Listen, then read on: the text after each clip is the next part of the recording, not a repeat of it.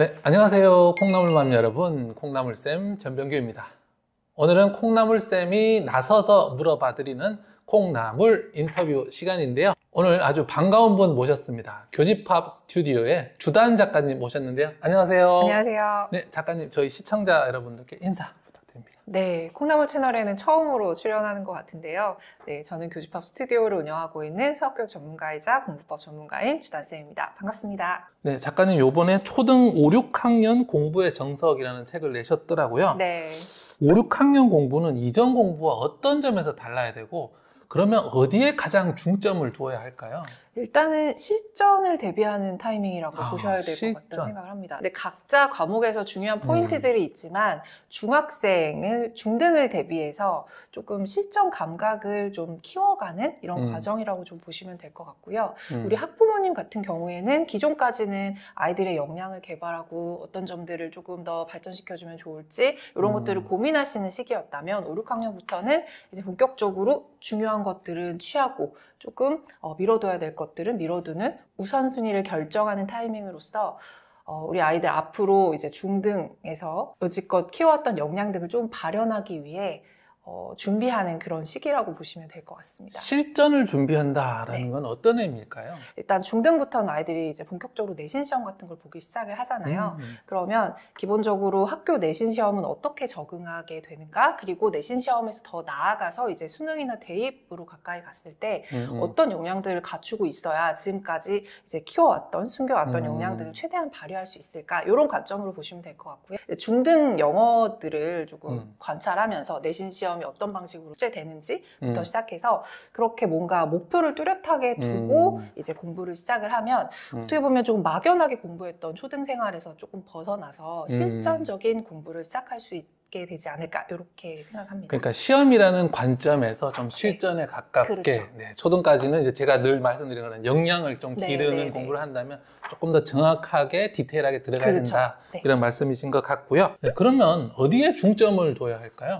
일단은 지금까지는 학부모님들이 아이들을 티칭하시는 경우들도 많으셨을 것 같아요. 초등 4학년까지는 뭐 그다지 난이도가 높지 않다라고 생각하시는 분들은 직접 가르치시기도 하고 뭐 그런 부분이 있었다면 지금부터는 아이의 자기주도적인 역량들을 최대한 발현하기 위한 첫 걸음을 떼셔야 하는 타이밍이라고 보고요. 네. 과거에는 뭐 아이들한테 직접 가르쳐 주셨다면 지금은 스스로 모르는 것들을 어떻게 찾아서 공부할 수 있는지 뭐 단적으로 문제집 같은 경우에는 답안지를 어떻게 활용하는 게 좋은지 그리고 교과서를 읽다가 모르는 것들이 있으면 사전을 어떻게 찾아본다든지 이런 방법들을 좀 구체적으로 알려주시는 게 필요할 것 같고요. 그리고 또 장기적인 로드맵을 보시는 관점도 중요할 것 같아요. 뭐 중등, 고등 어떻게 공부를 해야 각 과목별로 이제 완성도를 높여갈 수 있는지 그리고 또 우리 초등학부모님들 같은 경우에는 입시랑은 조금 멀다고 생각하시는 분들도 있는데 이제 우리는 입시가 고2부터 따져봐야 되는 타이밍이 오고 있잖아요. 이 교육제도가 변경됨에 따라서 그래서 이제 당장 고2이라고 하면은 초등학교에서 한 3년 4년만 지나면 초 5, 6에서 3년 4년만 지나면 바로 닥쳐올 일이거든요. 그런 것들을 조금 주시하시면서 어떻게 좀 바뀌어가고 있는지 그리고 우리 아이가 거기에 맞춰서 뭔가 불이익을 받는 걸 좀 피하고 좀 더 이익을 보는 방향으로 어떻게 초등 5, 6학년 때부터 대비하면 좋은지 이런 관점에서 봐주시면 좋을 것 같고요. 그리고 또 초 5, 6학년 때는 아이들이 또 사춘기에 들어서는 시기잖아요. 그럼 과거까지는 학부모님이 티칭을 함과 동시에 아이들한테 이것저것 하라는 것들을 구체적으로 제시를 해주셨다면 지금부터는 아이와의 관계를 조금 더 고려하면서 우리 아이한테 정말 맞는 방향성을 제안하기보다 조언해 주실 수 있는 방향으로 저는 분명히 이걸 해라라고 시키는 것과 이렇게 해보면 어떨까 그리고 너의 생각은 어떠니 이런 관점은 좀 다를 거라고 생각을 하거든요. 그래서 아이들의 그 자율성을 조금 더 북돋는 그런 측면에서 접근하시면 좋을 것 같습니다. 영어 공부도 초등 5, 6학년이 되면 바뀌어야 된다고 하셨어요. 하면 할수록 실력이 떨어지는 영어 공부법이 있다고요? 이거 절대로 이렇게 영어 공부하면 안 됩니다 하는 거 무엇이 있을까요? 일단 첫 번째는 단어 측면인 것 같아요. 그래서 요즘 뭐 영어학원 이제 5, 6학년 돼서 어학원에서 이제 입시 영어 학원으로 보내시는 경우에 아이들 영어 단어 시험 때문에 스트레스 받아 하는 아이들이 굉장히 많거든요. 일단 학원에서는 빨리빨리 성과를 낸다는 측면에서 가장 중요한 게 어휘이기 때문에 네. 한 번에 막 100개씩, 200개씩 이렇게 테스트를 보는 경우들이 많아요. 그런데 그런 테스트를 준비하기 위해 아이가 정말 어느 정도 학습을 하느냐, 그리고 그게 어느 정도까지 남고 실제로 효과가 있느냐라는 측면에서 보면은 결코 좋은 방법이라고 볼 수가 없거든요. 그래서 이제 저희 이제 권태용 소장님은 항상 적은 양으로 꾸준히 이런 말씀을 많이 하시는데, 뭐 한 개는 너무 적다고 생각하시면 하루에 2-3개라도 이제 꾸준하게 하면 언제 중고등학교 전에, 그러니까 수능 보기 전에 수능 완성으로 모든 단어들을 다 볼 수 있다고 말씀을 하시거든요. 근데 여기에 꾸준이라는 게 항상 중요한 포인트인데, 학원에서 100개, 200개씩 매일매일 테스트를 합니다. 이런 식으로 접근한다. 그리고 이런 방법은 절대 옳은 방법이 아니다. 말씀을 드려보고 싶고요. 두 번째는 우리 아이들이 5, 6학년부터는 이제 문법이 굉장히 또 중요해지잖아요. 그래서 문법 단기 특강이 이제 방학 때마다 개설되는 경우가 많아요. 지금 또 겨울방학 앞두고 있는데 문법을 완성해준다. 이렇게 이제 얘기를 하는 학원에서 과연 아이가 그 한 달 반 정도의 기간 동안 정말 문법을 완성할 수 있을까? 우리가 생각하는 문법과 실제 아이들이 필요한 문법은 좀 다르다고 말씀하시더라고요. 우리가 생각하는 문법은 우리 중고등학교 때 시험 봤듯이 문법 시험에 답을 내는 거라고 생각을 하지만 사실 필요한 문법은 독해를 잘하기 위한 문법이잖아요. 그렇기 때문에 우리 아이들 문법 특강을 단기간에 해결해 준다라는 곳에 현혹돼서 보내시는 건 옳은 방법이 또 아닐 수 있다. 이런 말씀을 좀 드려보고요. 네, 세 번째는 5, 6학년까지 리딩만 하는 아이들이 생각보다 많이 있다고 하시더라고요. 일단 5, 6학년 정도 되면 방금 전에 말씀드린 어휘랑 어법, 문법 이런 것들 다 중요하다고 말씀을 하시는데, 그럼에도 불구하고 책만 많이 읽으면 그런 게 다 완성된다. 이렇게 말씀하시는 분들도 많이 있으시대요. 그런데 이제 권 소장님 생각은 그렇게 해서는 아이들이 이제 편협된 방향으로만 책을 읽을 가능성도 높고, 그리고 또 항상 같은 주제와 비슷한 주제에 같은 레벨의 책들만 읽는 경우들이 많기 때문에, 그런 경우에는 이제 초등 800단어라고 보통 얘기하죠. 초등 필수 800단어 혹은 중고등 3000단어 이렇게 얘기하는 것들을 다 소화하기에는 좀 부족한 부분들이 있다. 그래서 이제 0단어 책도 봐야 되는 타이밍이고, 뭐 이런 것들이 있다라는 거죠. 그래서 리딩만 하면 안 된다. 이렇게 이제 말씀을 하시더라고요. 앞에서 말씀하셨던 그 실전형 공부의 이야기와 연결되는 이야기네요. 네. 리딩을 통해서 넓게 영어 실력을 갖추지만 이제 실전 시험을 대비해서 그렇죠. 그런 공부해야 된다라는 말씀 해주신 것 같고요. 그럼 이제 초등 5, 6학년 하면 이제 수포자가 막 나오기 시작하는 시기잖아요. 그렇죠. 이 수포자를 예방하기 위해서 초등 5, 6학년 앞두고 이거 꼭 체크해라. 이런 거 있을까요? 일단은 수포자가 등장하는 이유가 왜 그런지를 좀 생각해 볼 필요가 있을 것 같아요. 5학년 수학부터는 이제 4학년과는 조금 난이도가 올라가는 그런 타이밍이라고 보고, 사실 초등 전체 과정에서 언제가 제일 어렵니? 라고 아이들한테 물어보고 5학년이라고 대답하는 애들이 굉장히 많거든요. 이유는 5, 6학년 둘 다 어렵지만 5학년이 4학년에 비해서 난이도가 확 뛰다 보니까 체감적으로 너무 어렵다라고 생각하는 애들이 많아서 수포자들이 등장하기 시작하는 것 같아요.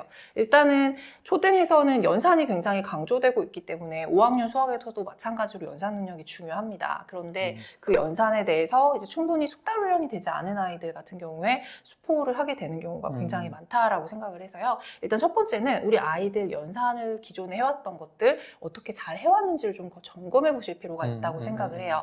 자, 우리가 보통 수학 선행을 한다라고 했을 때 가장 처음에 연산 문제집으로 시작하시는 분들이 굉장히 많으세요. 왜냐하면 일단은 연산부터 해서 스킬을 알게 되면 그 다음에 문제 푸는데 좋은 영향이 있지 않을까 이렇게 생각들을 하시는데, 여기에 개념학습이라는 부분이 굉장히 많이 빠져 있거든요. 물론 초4 전까지 덧셈, 뺄셈의 원리들도 중요하지만 그렇게 복잡한 원리들은 아니기 때문에 아이들이 연산 문제집으로 시작해도 큰 문제가 없었다고 생각을 하셨을 거예요. 그런데 이제 5학년 들어서기 시작하면서 우리 아이들 최대 공약수, 최소 공배수 이런 것부터 시작해서 이제 분수, 통분하고 이런 여러 가지 관점에서 왜 그렇게 해야 되는지, 이게 어떤 원리 때문에 이렇게 가능한 건지 이런 것들을 좀 알아두는 것이 훨씬 이후에 공부를 하는데 중요하거든요. 근데 이런 부분들을 좀 간과하고 계셨던 부분이 있다면 아이들 연산 공부를 할 때 기존에 개념 공부를 혹시나 신경 쓰지 않으셨다면 5, 6학년부터는 이게 왜 이렇게 계산이 되는지, 이거를 계산을 해서 뭐 어떤 거를 알 수 있는지 뭐 이런 것들을 아이랑 같이 문답식으로 좀 찾아보는 공부가 좀 필요하다는 생각이 들고요. 그리고 이제 중학생 진학을 해서 아이들이 가장 또 충격을 받는 게 뭐냐면 너무 난이도가 높아졌다. 5, 6학년에 비해서 또 중1의 수학은 또 너무 어려워진다. 이렇게 또 많이 생각을 하더라고요. 그래서 초6까지 그냥 선행을 한다고 해도 한 두세 달 만에 끝낼 수 있던 부분을 중1 선행을 시작하는데 아이가 너무 오래 걸려요. 너무 많이 헤매요. 막 이렇게 말씀하시는 학부모님들이 굉장히 많으세요. 그런데 그 이유 중에 하나가 이 난이도의 준비가 되지 않았다는 거, 그런 부분인데, 그래서 초등 5, 6학년 때는 적어도 기존에 심화 수학 공부를 하지 않았던 아이들이라도 조금씩은 할 필요가 있다라고 말씀을 드리고 싶습니다. 너무 그동안에는 아이가 시험도 없고 했었기 때문에 교과 수학 잘 따라가고 기본적인 문제집 잘 푸는 게 그냥 수학을 어느 정도 한다 라고 생각하셨던 분들이라도 그거보다 조금 더 한 단계 높은 수학 공부를 좀 해야 되는 타이밍이라고 생각해요. 그래서 우리가 일반적으로 아는 심화 문제집, 뭐 최상이라던가 문해길이라던가 뭐 이런 문제집을 풀리라는 말씀을 드리는 게 아니라 우리 아이가 기존에 뭐 요 정도의 문제를 푸는 아이였다면 5, 6학년부터는 한 단계 높은 문제집을 좀 찾아서 요 문제집을 도전할 수 있는지를 좀 많이 시간을 할애해서 풀리시는 것들이 좋을 것 같다는 생각이 들고요.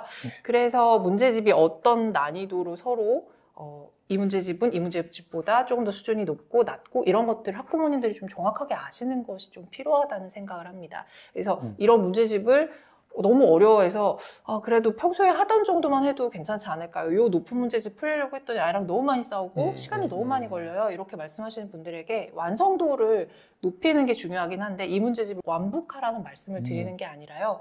여기 있는 문제집에 있는 문제들을 어느 정도 시도해 볼 수 있다. 한 문제 한 문제의 완성도를 높이는 것은 중요하지만 전체적으로 다 완성할 필요는 없다라고 좀 말씀을 드릴게요.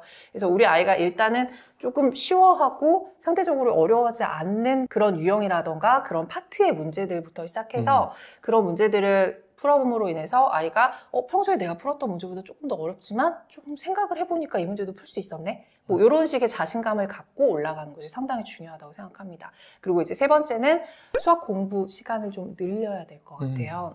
기존에 했던 것보다 1.5배 정도는 좀 늘려야 되지 않을까라는 생각을 하는데 일단 양도 상대적으로 조금 늘어났다고 생각을 하고 그리고 아이들이 느끼는 상대적인 난도도 높아지기 때문에 평소에 매일 1시간씩 수학 공부를 했다라고 하면 이제 1시간 반 정도로 조금 늘려주시는 게 좋을 것 같은데 어떻게 한 번에 그렇게 1.5배의 시간을 늘리는 게 쉽지는 않잖아요. 그래서 이 늘리는 시간을 조금 더 분산해가지고 활용하시는 것도 하나의 방법이다라고 생각합니다. 예를 들어 아이들 모두 다 문제 풀 때 오답은 다 풀고 넘어가야 하잖아요. 근데 오답 푸는 시간을 뭐 하루에 30분만 늘려야 된다고 하면 10분씩 해서 자투리 시간에 틀린 문제들 기존에 이제 뒀던 그런 문제들을 한번 풀어보는 방식으로 해서 조금씩 10분씩 그렇게 늘려가는 방법으로 하면 30분 늘려가시는 거 생각보다 어렵지 않습니다. 네, 선생님 수학 문제집에 대한 이야기가 나와서 말씀인데 수학 문제집에 대해서 어떤 문제집이 좋나요? 이런 질문들 많이 받으시죠? 엄청 많이 받아요. 네. 그래서 어떤 문제집이 좋나요? 라는 질문을 많이 하는데 이걸 어떻게 활용해야 하는가요? 이런 질문은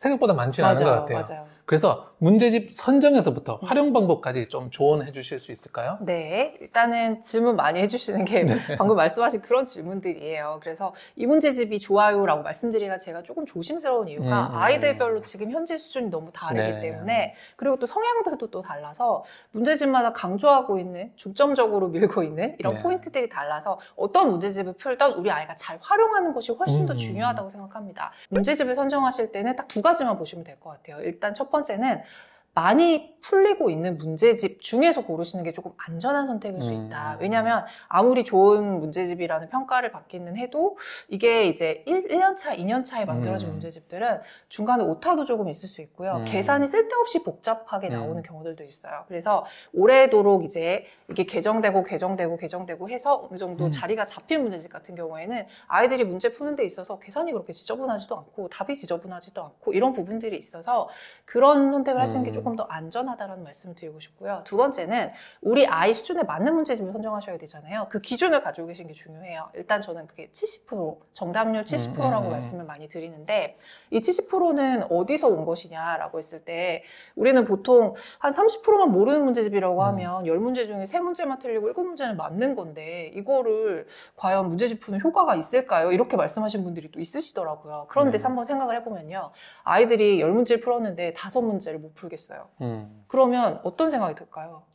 힘들죠. 그쵸. 나 네. 이거 너무 힘들어서 못 풀겠어. 난 수학을 못 하나 봐. 이런 생각으로 치닫기 되게 쉽거든요. 그래서 7문제 정도는 기존에 했던 공부를 이제 점검하는 측면에서, 그리고 또 우리 아이가 자신감을 받는 측면에서 7문제 정도는 잘 맞추고, 3문제 정도는 조금 고민해서 아는 문제도 있고 또 모르는 문제도 있어서, 모르는 문제라면 풀이 과정이나 아니면 답안지 같은 걸 보면서 본인이 좀 보충할 수 있다라고 하면 이 30%만 알고 지나가도 문제집을 푸는 효과가 충분하다고 생각하거든요. 그래서 70% 정도를 맞출 수 있는 이런 문제집을 선정하시는 게 두 번째 조건입니다. 자, 그리고 이제 활용할 때는 어느 정도까지 완성을 해야 다음 문제집으로 넘어가나요? 혹은 어느 정도까지 완성을 해야 선행을 할 수 있나요? 이런 질문들도 되게 많이 하시거든요. 네. 아까 70%의 문제집을 선정해서 완성도는 90%라고 말씀을 드리고 싶어요. 일단은 제 마음 같아서는 100% 완성하는 문제집이 좋아요라고 말씀드리고 싶죠. 근데 우리 아이들 어떻게 100% 완성할 수가 있겠어요? 그러면 우리는 한 90% 정도 완성하면 충분히 잘했다라고 생각하고 넘어가셔도 되는데,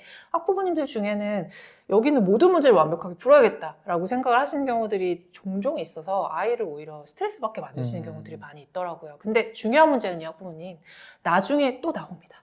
네, 우리 수학이 이렇게 나선형으로 구조가 되어 있기 때문에 중요한 것들을 2학년 가서 다시 한번 짚어주는 경우들도 있고요. 다른 문제집을 풀면서 또 만나는 경우들도 있어요. 그래서 한 문제 한 문제에 모두 다 집착하실 필요는 없고, 우리 아이가 90%만 완성해도 넘어가도 된다. 이 말씀 좀 드리고 싶고요. 두 번째는 이제 채점 말씀을 좀 드리고 싶어요. 어떤 분들은 채점은 아이가 직접 하게 하시는 게 좋아요. 어떤 분들은 엄마가 해주세요. 이렇게 말씀 많이 하시는데, 저는 초등 저학년까지는 학부모님이 해주시는 게 좋은 방법이기는 하나, 고학년으로 갈수록 아이가 하는 게 맞다라고 생각을 합니다. 기본적으로 중고등학생까지 올라갔을 때 학부모님 그때 채점을 해주실 수는 없잖아요. 네, 그럼 아이가 해야 되는데, 이게 중고등학교 때 갑자기 이제부터는 네가 알아서 해라고 했을 때 공부하기 싫은 아이들이 선택하는 가장 쉬운 방법은 답지를 베끼는 거예요. 그리고 또 답지를 숨겼다.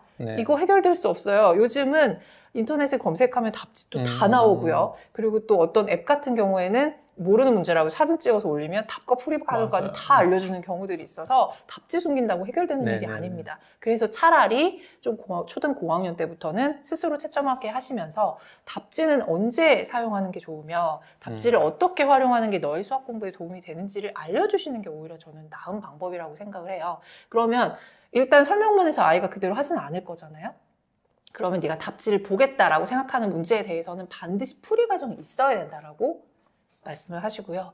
아이가 풀이 과정까지 베낄 수 있잖아요. 근데 어떻게 풀이 과정을 보지 않고 푼 문제가 답안지 풀이 과정이랑 똑같을 수 있을까요? 조금이라도 차이가 있을 거예요. 그러면 아이가 베끼고 싶어도 조금이라도 다르게 풀기 시작을 할 거거든요. 그래서 그런 부분들을 보고서 그래도 아이가 노력하고 있구나 라고 생각들을 하시고, 점차 이제 너의 방식으로 푸는 게 훨씬 더 베끼는 것보다 시간적으로 훨씬 더 도움이 된다는 걸 알려주시는 게 좋을 것 같다는 생각이 듭니다. 이렇게 해서 답지를 모르는 문제 같은 경우에는 참고할 수 있지만 베끼지 않도록 이렇게 과정들을 좀 거쳐주시는 게 중요할 것 같고요. 그리고 저는 이 말씀을 항상 드리는 게, 모르는 문제 같은 경우에 초등은 언제까지 고민해야 돼요?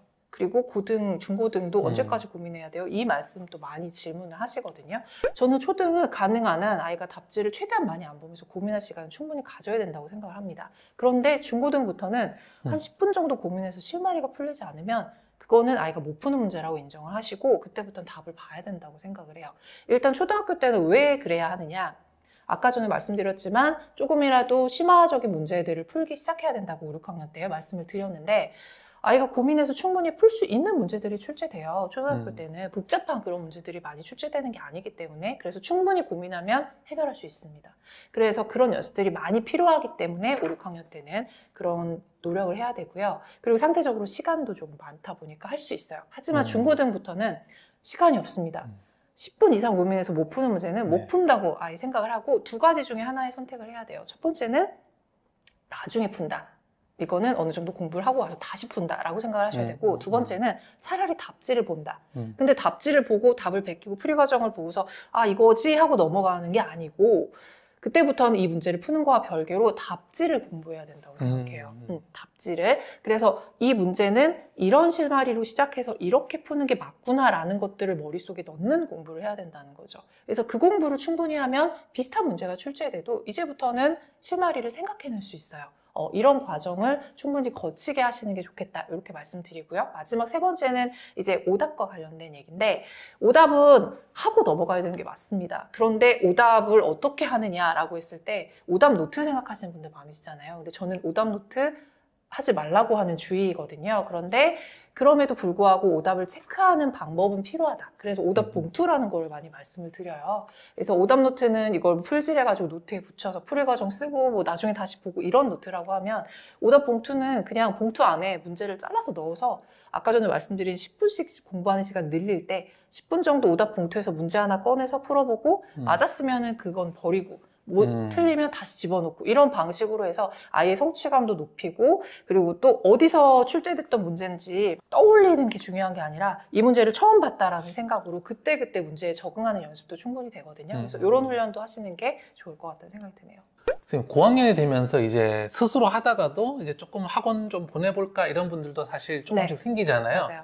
좋은 영어 학원, 좋은 수학 학원 어떻게 고를 수 있을까요? 일단은 영수학원을 떠나서 학원을 선택하실 때 두 가지 주의점이 필요한 것 같아요. 일단은 지금 배우고 있는 과정 외에 이 이후에는 어떤 공부를 어떻게 시킬 것이다 라는 명확한 로드맵과 커리가 있는 곳에 보내셔야 돼요. 근데 아직까지도 소형 그리고 이제 아름아름으로 이렇게 지도하시는 공부방이나 뭐 이런 데 같은 경우에는 지금 당장의 공부에만 이제 매몰되어 있는 경우들이 많거든요. 그래서 그런 과외식 공부가 아니라 앞으로 이 과정을 끝내면 어떤 교재로 다음에 어떻게 하고 해서 언제까지 어떤 과정을 어떻게 끝내겠다.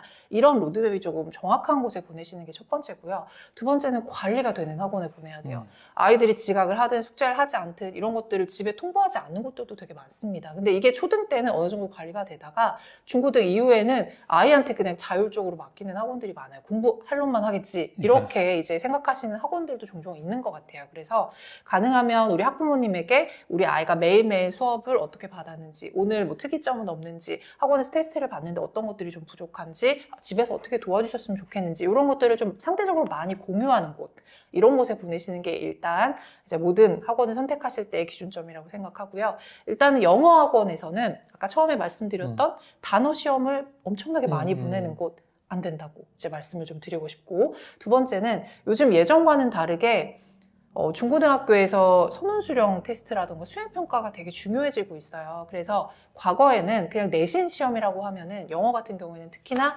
교과서 본문 외워가지고 그냥 단어만 잘 맞추고 그다음에 문제만 잘 푸는 방식으로 학원에서 아이들을 관리를 하고 지도를 했다면, 이제 앞으로는 아이들이 수행평가라던가 내신 시험에서 이제 선훈수령 같은 것들 잘 적응할 수 있도록 라이팅이라던가 때로는 스피킹 같은 것들도 어느 정도 좀 봐주는 학원에 보내셔야 하는데, 영어 학원은 잘 아시는 것처럼 좀 초등학원이라도 양분화가 되어 있잖아요. 어학원이나 그다음에 입시학원 이렇게 두 개로 나뉘어져 있는데 5, 6학년은 보통 입시학원에 보내시죠. 근데 입시학원에서는 과거와 같이 지필평가에만 중심으로 이제 지도를 하는 경우들이 많기 때문에 어학원처럼 이렇게 막 라이팅이나 스피킹에 애쓰는 곳은 아닐지언정 그래도 이제 아이들 내신과 더불어 이렇게 스피킹과 라이팅이 조금 신경 쓰는 학원에 보내시는 게 맞는 방법인 것 같다. 이렇게 이제 말씀드릴 수 있고요. 수학학원 같은 경우에는 우리 아이들 문제풀이에만 집착하는 학원은 좀 피하시라고 말씀을 드리고 싶어요. 보통 아이들이 어려운 문제 같은 경우에 접근하는 방법을 고민하는 게 훨씬 더 중요하거든요. 답을 풀어내는 것도 중요하지만 특히 이제 수능 같은 경우에는 지금 준킬러형이 대부분이라고 말씀을 하시죠. 이제 킬러형 문제는 없앴지만 거기에 못지않은 이제 어려운 문제들이 수능에서도 출제가 되고 있는데, 이런 문제가 신유형인 경우들이 많아요. 근데 이런 문제를 접근하려면 아까 전에 말씀드렸다시피 답지를 공부하듯이 어떻게 이 문제의 실마리를 풀고 어떤 풀이 과정을 통해서 어떻게 전개를 해야 이 문제가 풀리겠다라는 생각을 하고 문제를 풀기 시작을 해야 되는데, 문제풀이에만 이제 집착해서 공부한 아이들은 문제를 보자마자 연필부터 움직이기 시작하거든요. 근데 이게 굉장히 나쁜 습관이에요. 그래서 문제를 마주하면 이 문제는 어떤 개념을 통해서 내가 어떻게 풀어보면 좋겠다라는 이 생각이 머릿속에 자리 잡기 시작을 해야 됩니다. 그래서 이런 훈련을 조금 시켜주는 곳. 그래서 이 훈련이 막연하고 되게 복잡한 것도 아니에요. 문제를 받자마자 그럼 위에다가 여기에 연관된 개념을 한 줄씩 써볼까? 이런 식으로 풀이를 이제 연습시키는 학원도 굉장히 좋은 학원이라고 생각하고요. 그리고 또 개념을 이해시키기 위해서 시간을 할애해가지고 수업을 진행하는 곳, 이런 것도 좋은 곳입니다. 그래서 그런 것들을 좀 신경을 쓰시는 게 좋을 것 같고요. 두 번째는 영어와 마찬가지로 이제 수학에서도 수행평가랑 선훈수령이 중요해요. 그래서 이런 부분들을 잘 지도해주는 학원, 이런 곳을 찾아보시는 게 좋은 방법인 것 같습니다. 네, 오늘은 교집합 스튜디오의 주단 작가님 모시고요. 초등 5, 6학년 공부에 대해서 정말 낱낱이 알아보았는데요. 책에는 또 더 많은 정보들이 네. 있겠죠. 책과 함께 하시면 좋겠습니다. 네, 오늘 좋은 말씀 나눠주셔서 감사합니다. 네, 수고하셨습니다.